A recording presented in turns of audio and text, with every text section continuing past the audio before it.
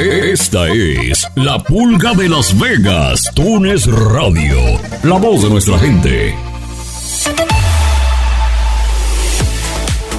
Más información, seguimos con la historia. La expresidenta de facto de Bolivia, Yanine Áñez, actualmente detenida, fue trasladada de emergencia a un centro médico para una revisión médica que no tomó más de 2 horas. Áñez, quien se encuentra encarcelada en el Centro Penitenciario Femenino Miraflores de La Paz, fue llevada este miércoles al Hospital de Tórax de la capital boliviana a las 12 del día, hora local. El motivo apunta en la tarjeta de salud que autorizó su traslado a una clínica para realizarle una valoración cardiológica. Poco antes de las 2 de la tarde, Áñez regresó a la cárcel de Miraflores en una ambulancia. La exmandataria de facto omitió responder las preguntas de los reporteros que esperaban su llegada. El pasado martes 10 de agosto, el Instituto de Investigaciones Forenses recomendó que un hospital de tercer nivel realizara una valoración externa a Áñez después de que un médico confirmó que la exmandataria de facto tenía hipertensión arterial sistemática bajo tratamiento. Así fue detenida el pasado 13 de marzo y fue imputada por los delitos de terrorismo, sedición y conspiración por los hechos de noviembre de 2019 que terminaron con un golpe de estado contra Evo Morales y la imposición de un régimen de facto. Además, la justicia boliviana amplió la acusación contra Áñez y la señaló por 4 delitos relacionados